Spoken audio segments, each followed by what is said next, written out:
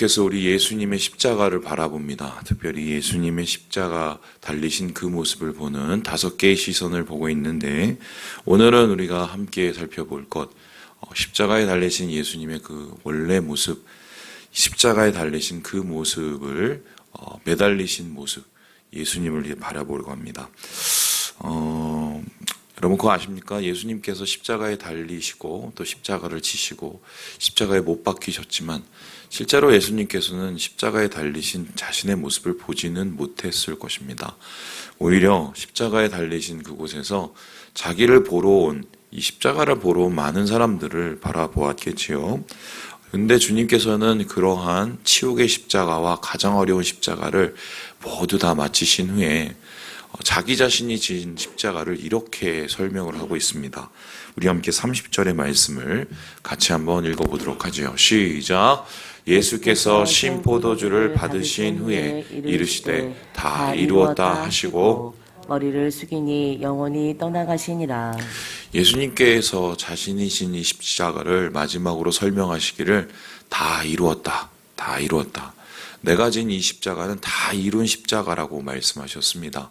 그렇다면은 여러 가지 말 중에서 왜 예수님께서는 이 다 이루었다고 말씀하시면서 이것이 자기가 십자가를 진 이유라고 이야기를 하고 계실까요?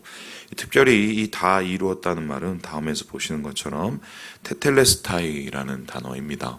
이거는 이제 텔레오라는 단어에서 나온 것인데요. 이게 수동태고요. 그리고 이것은 또 완료형입니다. 그러니까 이것을 그냥 그대로 해석을 하면 끝냈다, 수행했다, 성취했다, 헌신했다는 것인데요. 그러니까 주님께서는 이 평생을 들여서 이 십자가에 달리시길 위해서 모든 것을 다 쏟아 놓으셨고 결국은 이 십자가 위에서 죽으심을 통해서 자신에게 맡겨진 것을 다 끝냈다, 이루었다라고 말을 한 것입니다. 그렇다면 주님께서 다 이루신 것은 무엇일까? 이 다 이루신 주님의 십자가에 담겨있는 의미는 무엇일까요? 그 말씀을 찾아보면 이 테텔레스타이를 3가지로 해석을 할 수가 있는데요. 우리 첫 번째를 같이 한번 읽어보도록 하겠습니다. 시작! 모든 죄값을 치렀다. 주님께서 자기의 십자가가 다 이루신 십자가라고 말씀하신 이유는 그곳에서 모든 죄값을 다 치렀기 때문입니다. 특별히 테텔레스타이라는 말이 이 장사하는 사람들에게 쓰이게 되면은요, 값을 다 치렀다는 뜻입니다. 특별히 이 당시에 가장 큰 장사였던 노예 장사, 노예 시장에서는 이 테텔레스타이라고 그러면 그 노예의 값을 다 치루어서 해방케 해주는 구속의 상태를 뜻합니다. 그래서 주님께서는 이 다 이루신 것을 모든 인류를 위해서 그 죄값을 치르셨다고 얘기를 하는데요. 이에 대해서 바울은 갈라디아서에서 이렇게 이야기를 합니다. 우리 같이 한번 읽어보겠습니다. 시작! 그리스도께서 하나님 곧 우리 아버지의 뜻을 따라 이 악한 세대에서 우리를 건지시려고 우리 죄를 대속하기 위하여 자기 몸을 주셨으니. 대속이라는 말을 여러분 참 어려운 말 같지만 대신 속하였다, 대신 치루었다라는 뜻입니다. 원래 우리가 대신 치를 만큼의 그러한 속박된 상태였다는 것입니다. 성경은 우리가 죄인이고 죄인은 모두 죽음에 속박되었다고 얘기를 합니다. 바로 이 죽음의 주인은 바로 사탄이죠.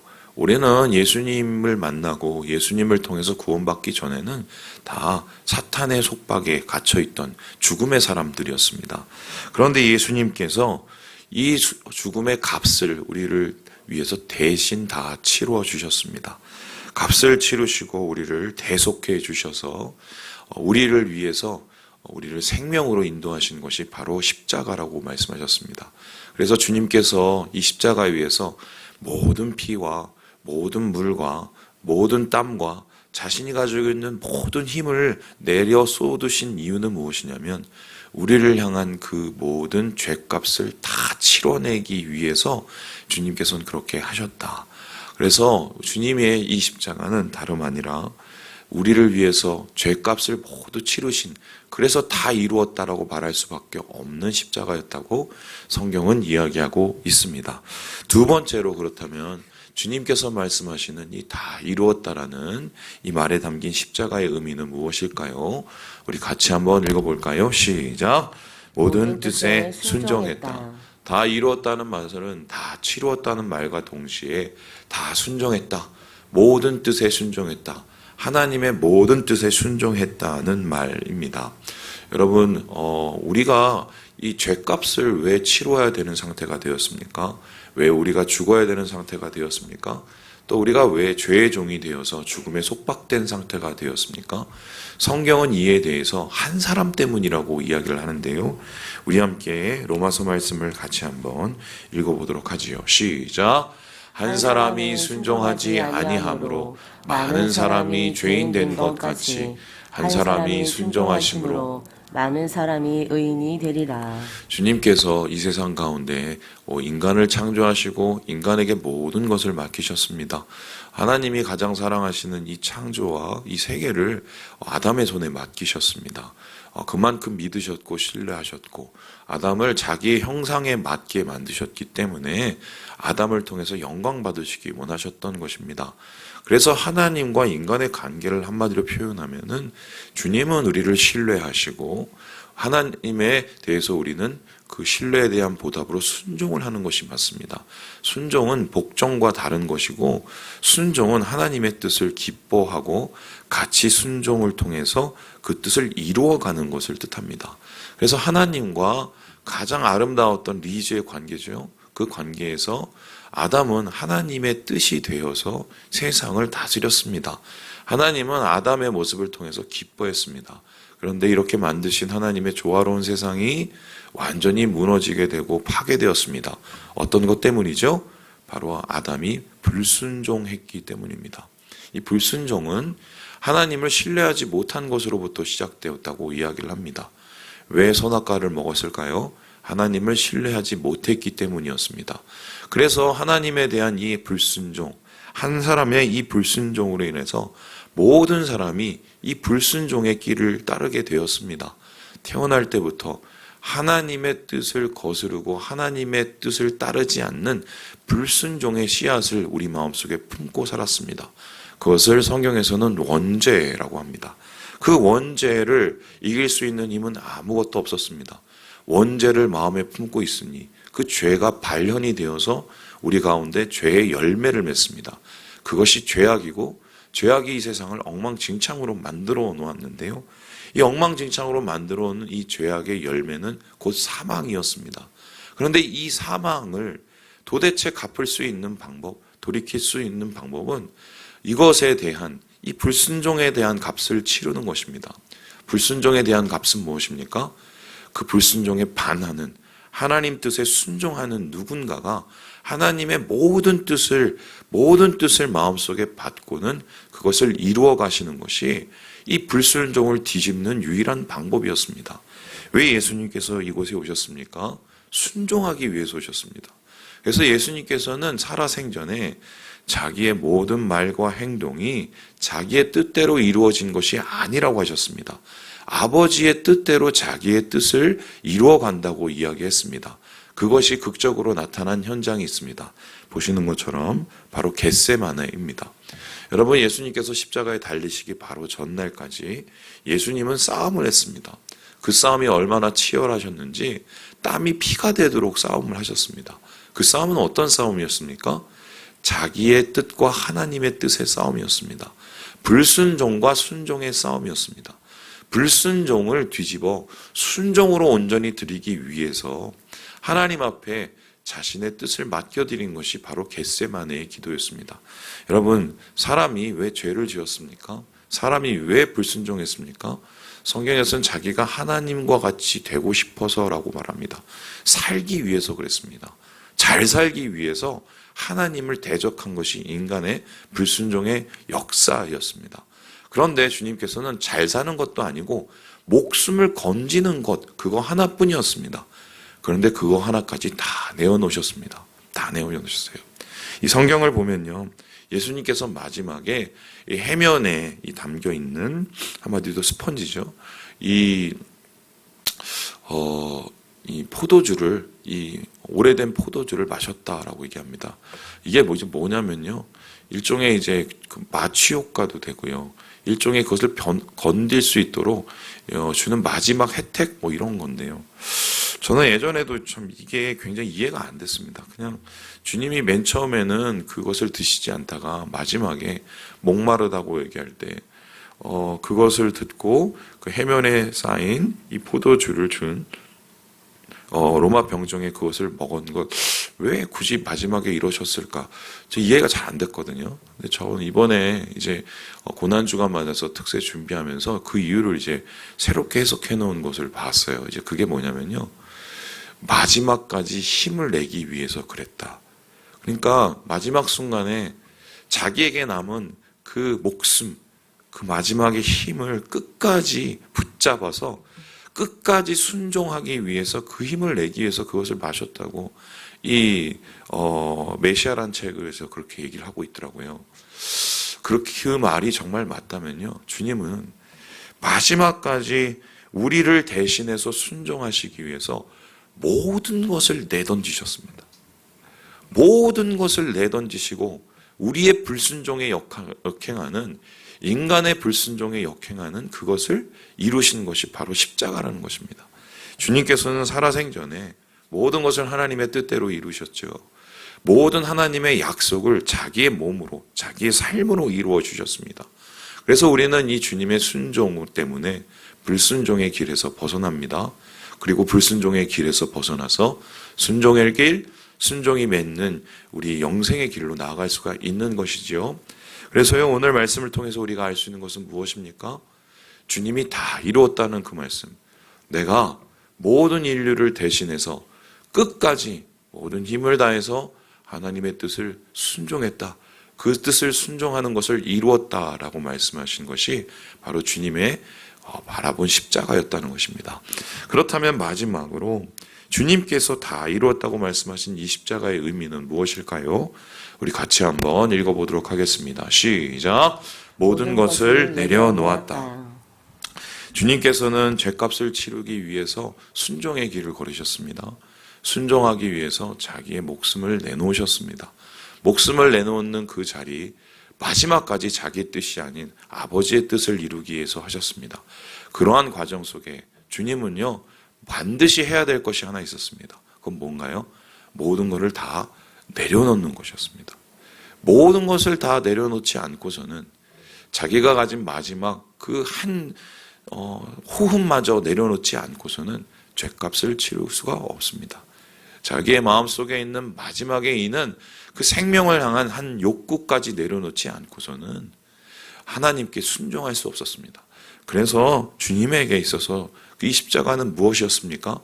바로 내려놓음, 자기를 포기하는, 자기를 모두 헌신하는, 자기를 모두 내려놓는 십자가가 예수님의 십자가의 모습이었습니다. 다 이뤘다는 말씀은 내가 다 내려놓았다는 이야기입니다. 우리 같이 한번 빌립보서 2장 말씀을 읽어보겠습니다. 시작.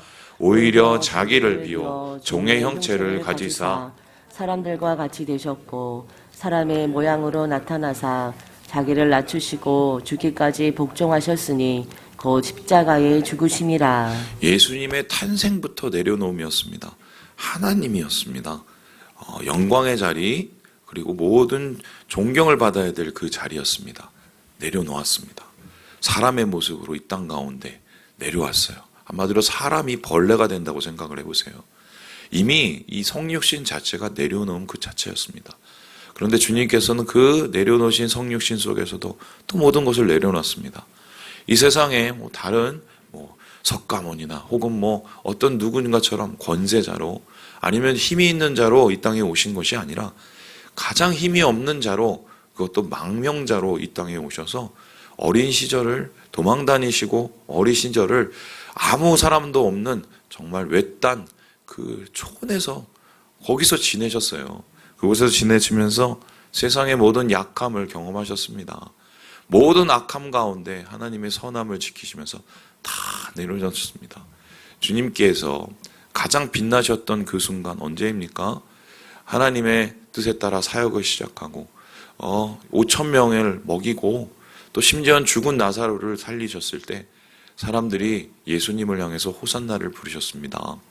낙기를 타고 올라가는 예수님을 종려나무를 흔들면서 왕으로 다시 오실 다윗의 자손으로 맞이했습니다.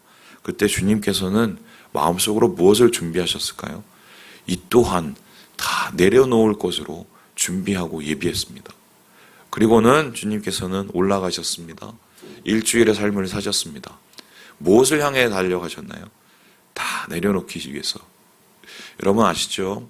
아직도 지금 논란이 되는 부분이 있어요. 그게 뭐냐면 예수님께서 앞에서 보았던 저 십자가의 모습 한번 다시 띄워주시면요.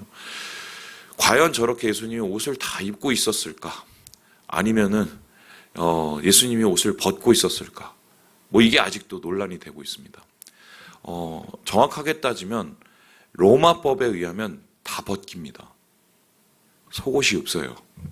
왜냐하면 이 십자가는 완전히 창피를 주기 위해서, 말려 죽이기 위해서 지는 거기 때문에 절대로 속옷을 입을 수가 없어요. 그런데 많은 사람들이 속옷을 갖다 붙이는 이유는 뭐냐면 그래도 유대법에 따르면은 이 저주를 받아도 최소한의 이 모습은 보여야 되기 때문에 대제사장들이 이거는 허락한 거 아니냐. 우리 상상이죠. 그런데 로마의 많은 사람은 대부분 다 벗겨져서 죽었습니다. 그렇다면 우리가 예수님의 십자가를 바라볼 때 무엇이 보일까요? 자신이 달린 그 십자가에서 주님은 무엇을 말씀하셨을까요? 내가 다 내려놓은 거예요. 다 내려놓은 거예요. 주님이 내려놓으신 이유는 순종하기 위해서 죄값을 치르기 위해서 내려놓으신 이유는 우리를 살리기 위해서 그런 겁니다. 살리기 위해서. 예수님은 생명을 위해서 모든 인류를 위해서 심지어 자기의 눈앞에서 자기를 모멸하고 자기를 혐오하고 자기에 대해서 증오하는 그 모든 소리 앞에서 그들을 살리기 위해서 다 내려놓으셨습니다. 다 내려놨어요. 우리가 보통 십자가를 지고 주님의 십자가의 길을 걷는다고 얘기를 합니다. 여러분 이게 얼마나 어마어마한 일인지 아세요? 다 내려놔야 됩니다. 다 내려놔야 돼요. 예수님의 길을 쫓아가고 예수님의 십자가를 쫓아가는 길은 다 내려놔야 돼요. 어떻게 우리가 우리의 담겨있는 주님의 말을 통해서 세상을 살릴 수가 있을까요? 어떻게 이 작은 교회를 통해서 세상을 변화시킬 수 있었을까요? 어떻게 작은 그 12제자가 이 온 로마 제국을 바꿀 수 있었을까요? 예수님의 십자가의 길을 따랐기 때문이에요. 다 내려놓은 겁니다. 다. 우리의 가정 속에서 또 우리의 살아가는 직장 속에서 또 우리가 살아가는 모든 삶의 공간 속에서 이 십자가의 능력과 생명의 능력이 나타나지 않는 이유가 뭘까요? 다시 한번 생각을 해보면 이만큼 내려놓지 않기 때문입니다. 목사님 그게 얼마나 힘든데요? 힘들죠. 얼마나 힘든데요. 여러분 목사님들조차도 내려놓는다고 말하면서 내려놓는 거 봤어요.